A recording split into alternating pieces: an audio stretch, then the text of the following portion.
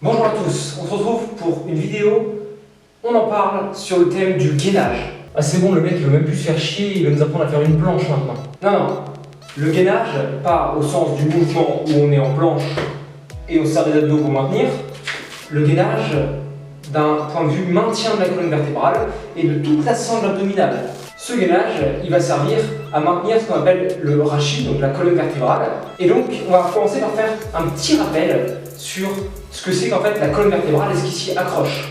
La colonne vertébrale, c'est 33 vertèbres, 24 côtes qui s'y accrochent, le sternum, 23 disques intervertébraux, 14 cartilages osseux et 120 articulations. Quand on est en rendez-vous pour des bilans formes quand la salle est ouverte, espérons qu'elle arrive bientôt, on entend très souvent des « j'ai une lombalgie » ou « j'ai une dorsalgie », comme c'était un diagnostic médical très précis, alors qu'en fin de compte, quand votre médecin vous dit que vous avez une lombalgie, il fait que confirmer la raison pour laquelle vous êtes venu, c'est-à-dire vous dire que vous avez mal au dos. Mais c'est pas, il vous dit pas vous avez ça. Ok, lombalgie c'est j'ai une douleur au niveau lombaire. Dorsalgie, j'ai une douleur au niveau dorsal. Les vertèbres dorsales c'est plus haut. Très souvent, il s'agit juste d'un petit manque de renforcement musculaire, plus des mauvaises habitudes dans la vie de tous les jours, qui font que ça crée des douleurs. Et ces douleurs, c'est celles aussi qu'on appelle le mal du siècle. Le mal du siècle, c'est les douleurs en bas du dos. Je ne connais pas les chiffres précis, mais on doit être pas loin de 1 personne sur 2 qui sont atteintes par des douleurs au dos. Évidemment, il y a des diagnostics plus précis au niveau du dos. Tout ça, on ne s'intéressera pas aujourd'hui parce que c'est des professionnels de santé qui peuvent vraiment plus vous aiguiller sur la manière de travailler pour que ça s'améliore. Donc, comme des hernies discales, l'arthrose ou des liaisons musculaires. Donc, dans les 3 cas, on ne travaillera pas pareil. Et donc, on n'en parlera pas dans cette vidéo-là parce que là, c'est vraiment au cas par cas. Vous pouvez venir nous voir en rendez-vous directement à la salle si vous voulez en parler. Et très souvent, ça commencera par des rendez-vous médicaux qui déterminent de manière précise ce que vous avez pour être sûr que nous, derrière, les acteurs sportifs, on ne fasse pas d'erreur. En ce moment, on est confinés. Quand vous êtes à la salle avec nous, vous adorez faire du body pump, du body attack, du body combat et tout plein d'autres cours qu'on propose. Ah ouais, ça c'est bien ça. Et bien parfois, vous avez tendance du coup à négliger un tout petit peu le travail essentiel à tout ça.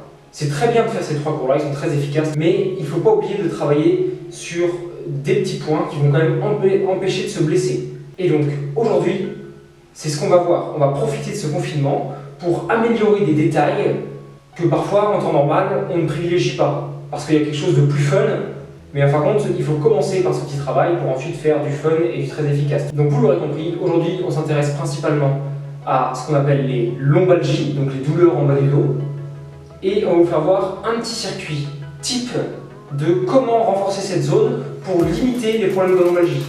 Si vous avez des douleurs au dos, qui sont au final assez classiques, je vous assure qu'en à peine 1 mois, vous pouvez quasiment avoir plus aucune douleur dans cette zone-là. Je ne dis pas ça en l'air, je dis ça parce qu'il y a plein de gens qui au cours de l'année viennent nous voir pour ça, et qui en 1 mois, 2 mois, 3 mois grand max, arrivent, s'ils se tiennent à un petit programme de bon renforcement, à ne plus avoir de douleur au dos. Pour réussir à gainer, à tonifier toute cette zone, et donc protéger la partie lombaire, mais il va falloir renforcer la partie lombaire, aussi appelée l'espinot. Il va falloir renforcer la partie oblique, aussi bien la partie profonde que superficielle. Et il va falloir renforcer la partie abdominale qui est devant, que ce soit les transverses ou aussi les grands droits. Et donc aujourd'hui, on va voir un petit circuit rapide à faire, type. Nous commencerons par des extensions de buste pour renforcer la partie lombaire. Si vous commencez, attention à garder un mouvement vraiment contrôlé et surtout n'allez pas chercher une cambrure excessive. Gardez les pieds au sol dans un premier temps. Et si dans un second temps vous voulez monter les pieds, pareil, attention à ne pas les monter trop haut. Faites 10 à 15 répétitions sur cet exercice. L'exercice numéro 2 est pour travailler les obliques. Vous pouvez faire la version dynamique comme sur l'exemple, ou une version statique avec l'option genou au sol. Faites-le à droite, puis à gauche, toujours avec 10 à 15 répétitions de chaque côté.